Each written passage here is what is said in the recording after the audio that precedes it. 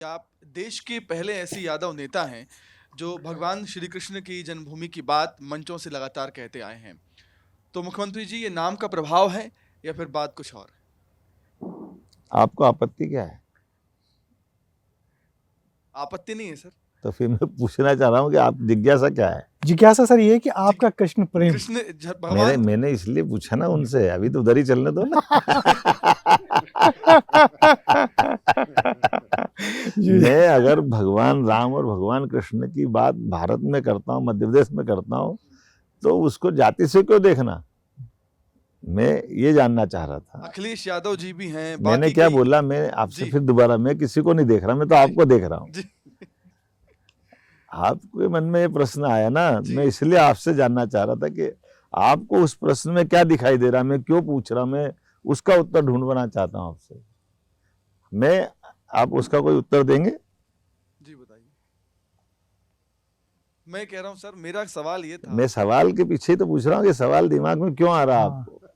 मुझे बताओ। हाँ, मेरा ये कहना था सर कि बाकी भी देश के यादव नेता हैं, मैं उनको छोड़ रहा हूँ। भगवान कृष्ण की बात वो नहीं करते, केवल मेरा आप ही भगवान कृष्ण की बात मैं करते हैं। ये एक आपकी संवेदनशीलता श्री कृष्ण जन्मभूमि को लेके है। मैं थोड़ा सा आपसे मित्र भाव से पूछ रहा था, वो क्या कर रहे हैं मैं उन पे नहीं जाना चाहता हूँ। आपने सीधा मेरे से ही पूछा, तो मैंने कहा आपके मन में ये इस नाते से आया कि वो नहीं पूछ रहे, मैं पूछ रहा हूँ। ये अगर समझना चाह रहे हैं तो मैं उसको आपको दूसरे ढंग से बताता हूँ। भगवान श्री राम हो, भगवान श्री कृष्ण हो, ये भगवान विष्णु के अवतार है, ये तो अपन सब जानते हैं। तो अगर भगवान विष्णु के अवतार बन के मनुष्य रूप में वो आकर के सारे कष्ट झेल करके मानवता के नाते से उनने अपने जीवन की ऐसी अच्छाइयों की बड़ी संघर्षशील अपनी जीवन की छवि सबके सामने लाए, तो ये समसामयिक नहीं होगा कि उनकी अच्छी बातों को हम समाज में स्थापित कराएं। अब वो नहीं कर रहे, मैं उन पे नहीं जा रहा हूं। मैं क्यों कर रहा हूं ये बताता हूं। हमारा इतना कहना है कि भगवान कृष्ण मूल रूप से कंस को मारने के समय का घटनाक्रम याद करो, वो तो गोकुल वृंदावन से आए थे, मथुरा में आकर के घटनाक्रम में कंस को मार देते हैं। अच्छी बात है, एक सत्ता परिवर्तन कर दिया, लेकिन दुनिया का पहला सत्ता परिवर्तन हुआ जब भगवान कृष्ण ने कुर्सी पे नहीं बैठे, उन्हें एक तरह से लोकतंत्र की स्थापना की। सीट उनने उग्रसेन महाराज को दी है और शिक्षा की महत्ता के आधार पर वो मध्य प्रदेश आते हैं। तो आज के युवाओं को शिक्षा की महत्ता के लिए भगवान कृष्ण का ये उदाहरण नहीं बताना पड़ेगा। बिल्कुल यही मैं जानना चाह रहा था सर। मैं भी यही तो मैंने बोला ना। मैं उनके इस पक्ष को ही समाज में लाना चाहता हूँ कि हमारे लिए केवल हम पूजा पाठ कर्मकांड पे मत रुको, उनके जीवन की वो अच्छी बातों को स्थापित करके उधर लाओ, जिसके कारण से समाज को प्रेरणा मिलेगी। तो सरकार के मुखिया होने के नाते से मैं ऐसे पक्षों पे काम कर रहा हूँ जिस पक्ष से आपके सबके बीच में जाता है। जैसे एक प्रश्न और खड़ा होता है, आपसे ही मैं पूछता हूँ, भगवान कृष्ण के बाल्यकाल में यशोदा माँ नंद बाबा के यहाँ गौमाताएं कितनी होगी? एक दो थी क्या? नहीं, ढेर सारी थी ना। अनगिनत। तो वो माखन क्यों छुड़ा रही उनसे? हम भगवान को क्या कहते हैं माखन के संदर्भ में? माखन चोर। क्या बोलते हैं? माइक से बताओ। माखन चोर। आप मेरे को एक उत्तर दो इस बात का, जिसके घर में इतनी सारी गाय और एक बच्चा कितना खाएगा? वो गाय का माखन के संबंध में गाली खा रहा है। आपको प्रश्न आया ध्यान में कि नहीं आया? जहां हजारों गायों की संख्या है, हजारों लीटर दूध है, टनों से मक्खन होगा, उसको मुट्ठी दो मुट्ठी में क्या फर्क पड़ रहा है? क्यों गाली खा रहे हैं वो? मन में प्रश्न आता है कि नहीं आता? तो इसके पीछे हमको विचार करना पड़ेगा। आप कल्पना करो, एक ऐसा बच्चा जो घर से अभी तो उसके दूध का भी समय खत्म नहीं हुआ, तो पूतना मारने आ जाती है। किसी बच्चे को घर से बड़ा नहीं हुआ और बच्चे को मालूम ही नहीं और पूतना जहर पिलाने आ गई, वो अच्छा भगवान ने उसको मार दिया, कोई बात नहीं, वो तो होश नहीं आया, समझ नहीं आया।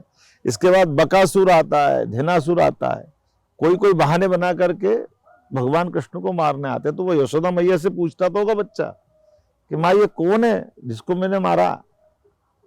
तो माँ क्या बोलेगी, भाई लल्ला तू अंदर जा, ये कंस के भेजे दुश्मन है। अब छोटे बच्चे के दिमाग में आ गया कोई कंस है, खटकने लगा उसको। अब कंस के बारे में उसके मन में क्या आ गया कि वो मेरा दुश्मन है। एक आ गया उसको मार दिया, दूसरा आ गया उसको मार गया, तो ये रोज मार रहे हैं, ये तो अपनी घटना हो रही। और जब रोज मक्खन बन करके मटके भर भर के जा रहा है, तो बच्चा पूछता कहाँ जा रहा है, तो कंस के पास जा रहा है। कहाँ जा रहा है? अब बच्चे के मन में दुविधा हो गई, ये अच्छा नाटक है, वो हमको जान से मार रहा है, हम उसको क्या दे रहे हैं। तो बच्चा क्या करेगा, नहीं मैं नहीं दूंगा, नहीं जाने दूंगा। अब घर के बड़े तो डर रहे हैं ना कि ये तू कहाँ बच्चे चक्कर में पड़ा, कंस बहुत बड़ा आदमी है, वो अपने को सबको बंद कर देगा, पुलिस भेज देगा आज के संदर्भ में, वो मारेगा, तो वहां मत रोक चक्कर में। तो ये कहता नहीं मैं बिगाड़ दूंगा, ढोल दूंगा, मटकी फोड़ दूंगा। बच्चा तो ये करेगा ना। तो वो तो आक्रोश है ना उसका उस पूरी घटना के प्रति। फिर वो अपने दोस्तों से पूछता है, तो दोस्त कहते मेरे यहाँ से भी जा रहा है। अरे यार बोले अपने माँ बाप डरते हैं, नंद बाबा यशोदा मैया डरते होंगे, अपन तो नहीं डरते। तुम मेरे यहाँ आ जाओ, मैं बिगाड़ दूंगा, तुम्हारे यहाँ की मैं बिगाड़ता हूँ। अपन अपने गांव में विद्रोह। तो ये समाज का उस समय का उनका संघर्ष का ये संकल्प है, विद्रोह है। जाने अनजाने हम उनको क्या कह रहे हैं, चोर। क्या कह रहे हैं, माखन चोर। अब मेरे को बताओ, आप बोल सकते, मैं बता रहा हूँ इतनी बात में से। तो हमको ये अच्छी बात सच्ची बात सबके बीच में लाना पड़ेगी कि लाना पड़ेगी। बिल्कुल सही बात। तो ये जो ऐसे जो कई सारी चीजों को मिथक बना दिए गए, जो सही बात से हमारा ध्यान भटकाते, हमको उस पर काम करेंगे तो गलत है क्या। तो मैं एज ए मुख्यमंत्री इस बात को मेरे मन में प्रश्न आता और मैं उत्तर देता हूं, तो गलत तो नहीं करता हूं। आज आपने एक नारा और दिया, गीता गंगा गौशाला। गीता गंगा गौ माता, कौन हमारे भाग्य विधाता, कौन है? मैंने ये भी एक नया है। और आप बताइए ना, गीता की बात करता हूं, गीता जयंती मनवाता हूं। आप बताइए, गीता कोई बाहर से आता है, आप कभी गूगल सर्च इंजन पे आप जाइए, दुनिया में सबसे ज्यादा जानी जाने वाली पुस्तक की अगर आप सूची में लाओगे तो गीता है, तो गीता पे ठहराते हैं।